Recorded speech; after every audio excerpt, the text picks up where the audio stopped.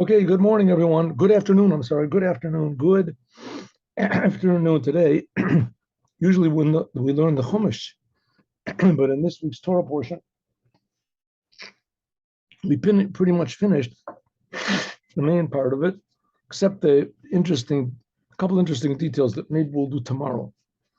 Like, for instance, the half tribe of Manasseh that they got land on the other side of outside of Israel. We'll talk about that. But I think that's something more urgent, and that is let's learn the laws of the Holy Temple. Huh?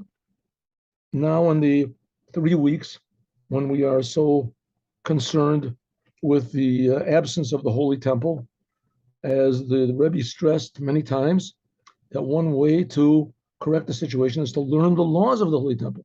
And anyone who learns the laws of the Holy Temple, it is though he has built the third Holy Temple.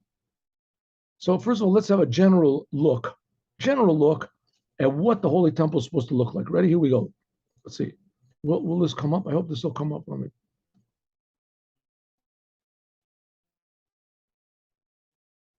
Oh, here we have a general look of what the Holy Temple looks like. And the prototype was made in the desert when the Jewish people made the tabernacle. So we've already been over this a few times, but it doesn't hurt to go over it again. And not only that, it helps because we desperately need the Holy Temple. So here we go. 1 minute. Something happened over here. Something happened. Okay, here we go.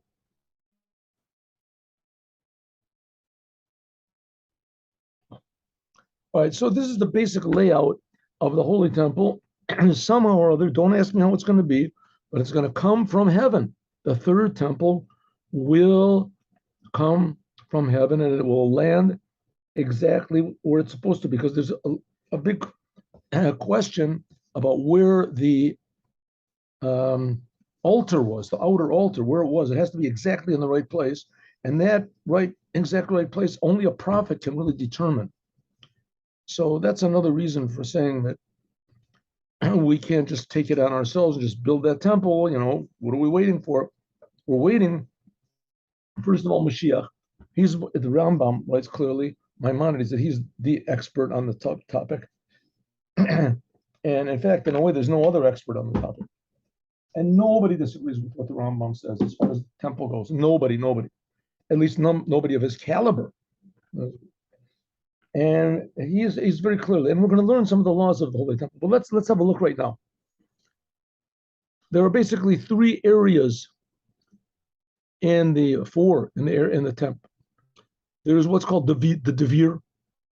The pictures here are not really very accurate. You can't really tell exactly what's going on over here in these pictures. I don't know. I can't figure this business out. So I'm not going to try to explain these pictures because it doesn't seem from any angle that they're right. If this is the way these come, anyway, forget it. Let's go. The devir. Here's the entrance. This picture is very sort of misleading. This is supposed to be the golden altar. If this is the entrance, I imagine these sort of lines are supposed to be the sign of the Holy of Holies. Who knows what's going on here? These people take this poetical license, unless I'm just not understanding it. Anyway, if this is the entrance where he comes in, and the Holy of Holies is over here, Holy of Holies, let's say, is in this direction, right here in this direction. So then that's, I don't know. It still doesn't work out. It has to work out. This golden altar is supposed to be here.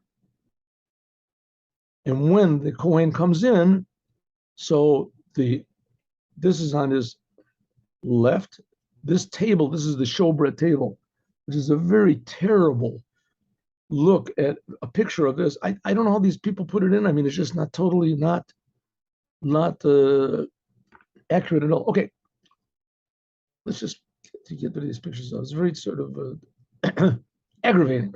Oh, if the guy's already going to put in a picture, so at least make the picture accurate. Okay, here, this is the devir. This is where they call the Holy of Holies. I don't know what this is.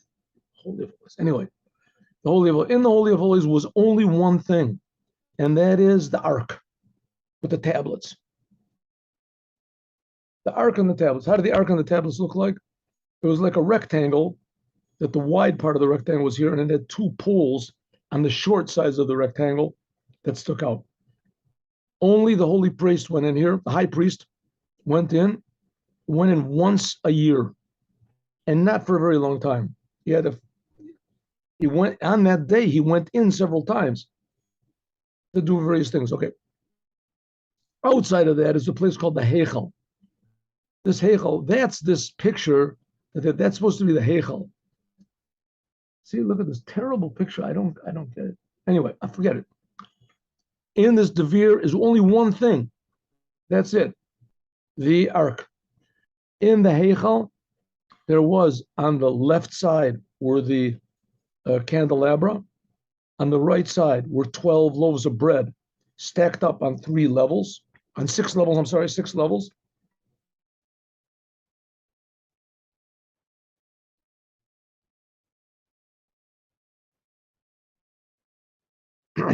And in the middle, when they came, and in the sort of the middle, in the middle was the golden altar for the incense. So the Kohen then would come in here. Let's see, I have my pointer.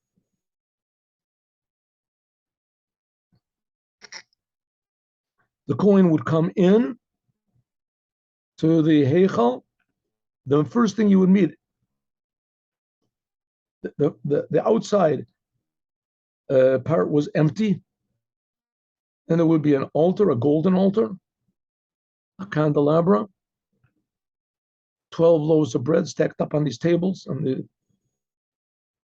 Then there was a curtain here, and here was only the Ark. Disregard this picture. It was only the Ark here. So that's going from the Holy of Holies outward. Then there was an introduction room called the Ulam. The Ulam was just a place that was an antechamber, they call it. Then outside in this yard, there was what's called the copper altar, Mizbeach HaNechoshet, which we'll go into the details of that. But essentially, there was a ramp that went up to it, and there were there was wood that was burning. 3, some people say 4. Over here was where they slaughtered all the animals. This is where the animals were slaughtered. The animals which required to be slaughtered here. Some animals were slaughtered here as well. And this was the outer courtyard. This is called the Ezrat Nashim. Over here, anybody could go. Anyone could go. As long as you were pure, as long as you had not touched the dead body. Or there's various other qualifications as well, but that's the main one. So if you're coming in from the outside, this is the east. Oh, this is the east. You come into the Holy Temple. And then there are stairs that you go up. And this was called where the Kohanim, only the Kohanim could go here. Owners would, the animals would be slaughtered here. The Kodesh Kedoshim were slaughtered here. Then there was the Ulam, then the Heichal, and then the Devir. That's generally the way that the layout, of the tabernacle. I want to just take 1 second here. All right, so that's the basic layout of the Holy Temple. There are certain changes. Sometimes it's going to be a little bit bigger. One room is larger than the other, from the tabernacle to the first temple to the second temple. And there's projections what will be in the third temple, because in the prophet Ezekiel is written the third temple, but it's written in a very sort of not clear way. It has to be explained. But here we go. You come into the temple. Here is this is an open courtyard. It's called the courtyard of the women, open courtyard. Anyone can go in that hasn't been impure by a dead body or whatever. And then there are 4 different rooms here that are used. This one's for storing wood for the altar, and this and etc. We'll talk about that later. Here is the altar. This is the main thing. This is the altar. Only the Kohanim can go here. This is the altar where the sacrifices are made. This is the ramp that the pieces of the sacrifices were taken up to be burned here.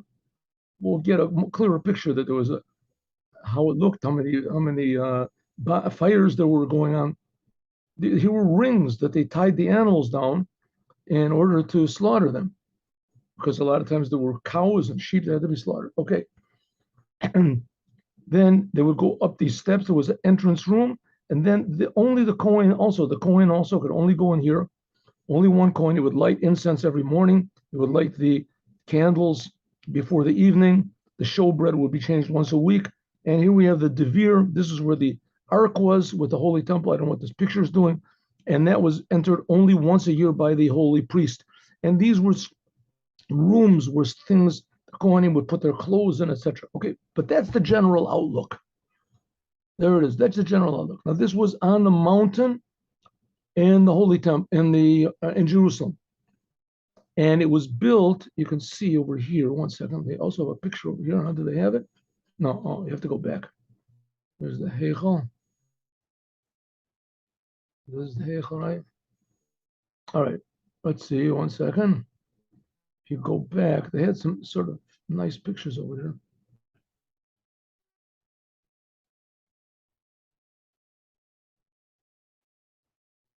There we go. Oh, see, here's the picture. Here's the picture of what it looked like from the side. As it actually went up, there were levels that it went up. So it was the front wall, and that you met that was pretty high. Right? It came out to be, according to this picture, in any case, it is 39,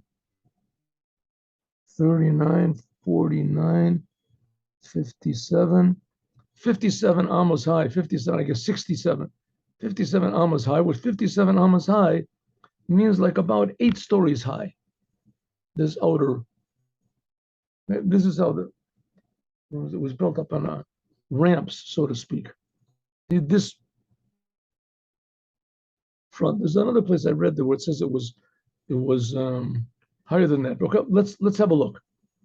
Right, let's go, and now we see in general what we're expecting. Now, according to a lot of opinions, and that's what also the Hasidim, Chabad, etc., all accept, is that most of the Kabbalists, that the 3rd temple will come from heaven. And this is also written in the Torah. So there's a Tosfot, also a couple places, that the 3rd temple will come from heaven. Mikdash Hashem Konan Yerdecha, the 3rd temple will come from heaven. And that, what it says the Jews will build it, means that we're supposed to learn the laws. And also it says that we'll raise up the doors, these doors, which I say are sunk. They were sunk in the ground.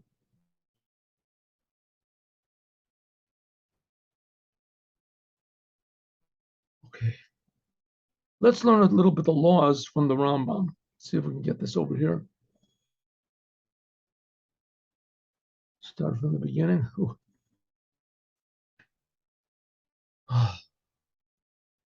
Ready? Rambam. We'll do the English. Huh? It is a positive commandment to construct a house for God. Construct. We have to build it. Rambam says we've got to build it. Huh? So that's the opinion of the Rambam, that we have to do the building. Not exactly like the Kabbalists, the Ramban, and others that say it will come from heaven. Okay, nevertheless, it is a positive commandment to construct the house of God.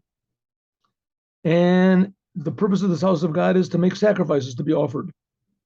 And we have to go 3 times a year up in the holidays, Passover and Shavuot and Sukkot. What's Sukkot called?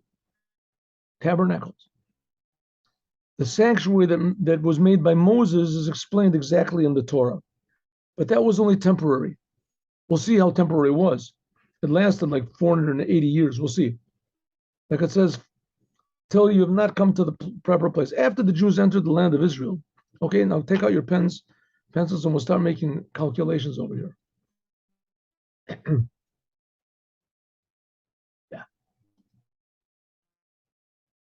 After the Jews entered the land of Israel, so they built they wandered 40 years in the desert with the tabernacle. Remember? Want to see a picture of the tabernacle? Is it necessary?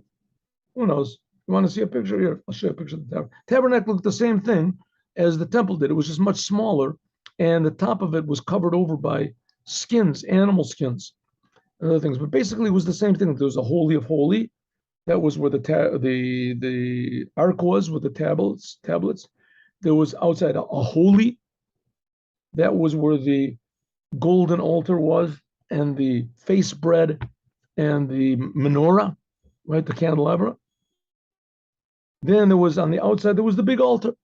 And that was the main thing. There was, in any case, when the Jews came into the land of Israel, until the first temple was built by King Solomon, was going to be 440 years.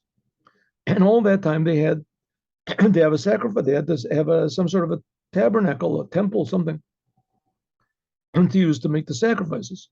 So the sanctuary, they brought the tabernacle with them, and they built it in Gilgal for 14 years.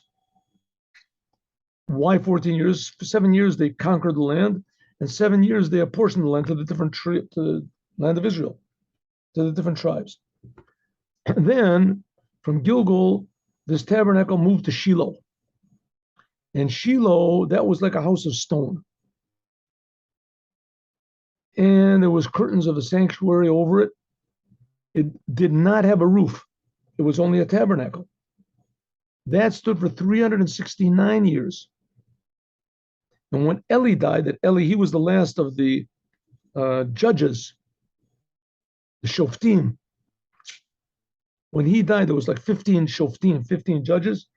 Eli was there. He was right after Samson, Eli. So when he died, it was destroyed. So they'd already been in the land of Israel for 369 plus 14, which is 383, right? Years. Afterwards, they came to Nob, and they built a sanctuary. When Shmuel died, it was destroyed. Then they came to a place called Givon, and they built a sanctuary in Givon. It's not exactly clear how long it stayed in each place, but both of them together, Nob and Givon, was 57 years. Altogether, if you add the whole business up, it comes to be 440 years. After this 440-year period, from the time when the Jews entered the land of Israel until King Solomon built the temple, as there were the tabernacle in different forms, was in these 4 different places: Gilgal, Shiloh, Nob, and Givon. Okay, but then King Solomon built a temple in Jerusalem. Then after that, it was forbidden to make a sanctuary or a temple to offer sacrifices any other place. When the Jews came into Israel, so the first 14 years, it was permissible to make what was called a bama. People could make offerings. They could make a little altar outside of their house and make offerings to God. It's free will offerings. And so it was in the last 2 in Givon. And when it was in Givon and Nov, also they could make on. But meanwhile, the tabernacle, so it moved from place to place. But after the temple was built in Jerusalem, that's it. It will never move to another place again. Even not back to one of these places where it was before. There can never be any holy temple in any other generations except for Jerusalem, and specifically on Mount Moriah. Mount Moriah is the Har HaBayit. This Mount Moriah is the place we're going to see where Abraham sacrificed Yitzchak. We'll see these. It's a special place.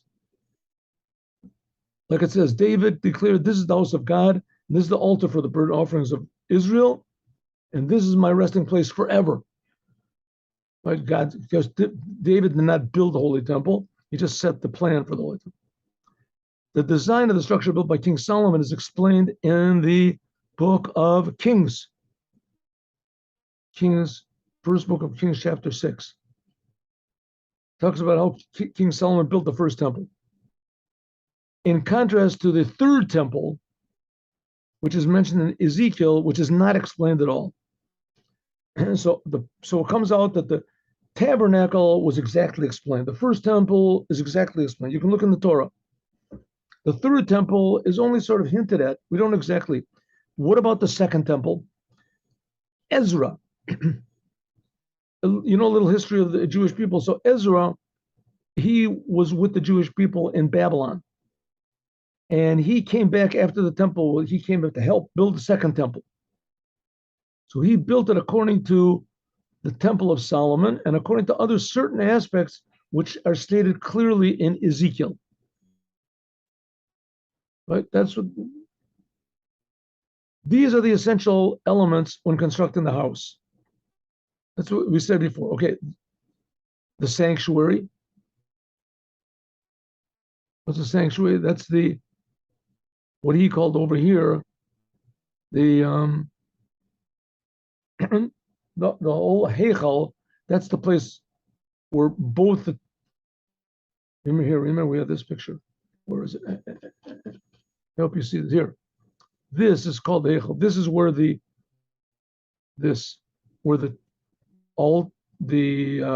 ark is with it, and where these two, that's called the sanctuary, the Heichal and the Kodesh Kadoshim. That's what it's called in general.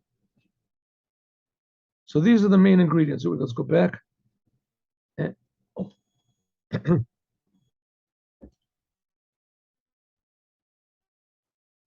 So you have to have the sanctuary, the Holy of Holies, and in front of the sanctuary, that's called the Heichal. That's where why does he say over here? That's right. Okay, very good. Okay. That was the golden altar, the menorah, and the table, which is called the Holy. And then there was the Holy of Holies. That's where the ark was kept. And then preceding both of them was a place called the entrance hall. That was the Ulam. Remember we saw that? And these three things are called the temple. These three things are called the temple. Let's have a look again. Here we go. See, these three things are called the temple. We had the picture over here. Where's the picture? There we go. This. If you look from a side point of view, can we look from a side? Is there a side? It looks like sort of a T. Oh, here we go. This is where the tabernacle, this is where the ark was, this is where the candelabra was, etc., and the golden altar, and this is where just an entrance place that's called the Ulam. All of these together, that's called this whole business. Let's go back. Temple. That's the whole called the Heichal. In addition, we have to make another place.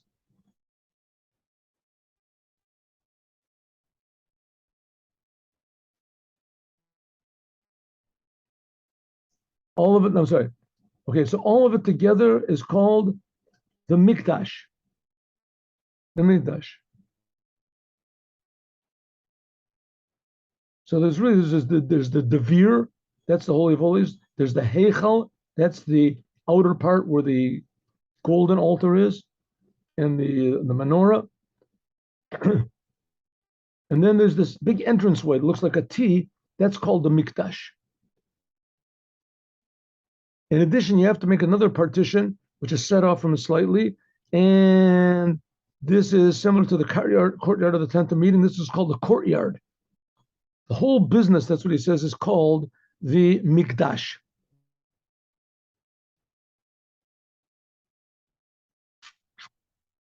Interestingly enough, though, he does not say, one second. All right, good. Okay. The following utensils are also, there has to be an altar for the burnt offerings on the other sacrifices outside. There has to be a ramp that goes up to the altar. There has to be a wash basin before it. Let's have the pictures. Here we go. I hope these pictures come out. Here we go. There has to be here the altar, bronze altar. There's a ramp that goes up to the altar. That's called the kevish. There's a kior. That's where you wash your hands before. That's in addition to this whole business that he calls the mikdash. This is the mikdash, and this is the altar, which is before the mikdash.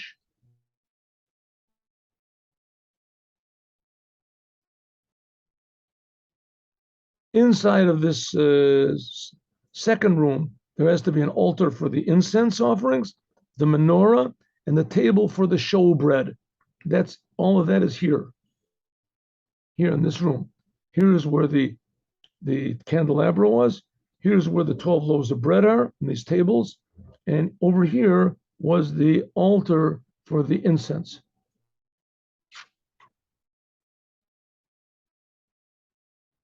The menorah was on the south to the left of one who entered. The table was on the right. The showbread was put on it. Both of them are close to the Holy of Holies on the outside. That was in the inside half of this room. Inside half, all these three were in the inside half of this room. Over here, that's where they were.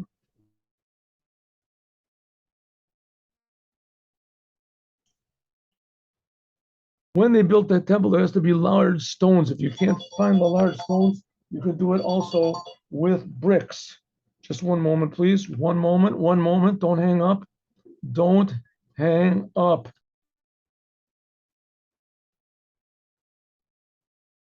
Okay, so you have to be, when you're building the temple in Jerusalem, you have to use big stones. If you can't find big stones, you can also make bricks. But the main thing is that when you when you make these stones, you shouldn't touch them with any iron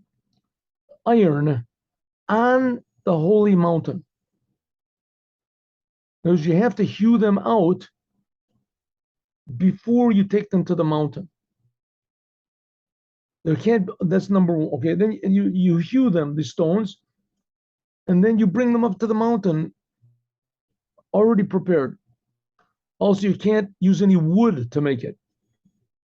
There were costly stones on the floor, etc. If any of these stones that are on the floor, once they're put on the floor, they can't be uprooted anymore.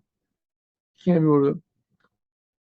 Okay, the building should be as beautiful as possible. If you want to, you can plate it with gold if you want to, the holy temple. You can't build a holy temple at nighttime, only in the daytime. Everyone's obligated to, every Jew, man and woman in the temple, to give money, to give whatever you can. And this we're going to continue, God willing, tomorrow. Thank you very much. God bless you all. Have a good day with Mashiach now.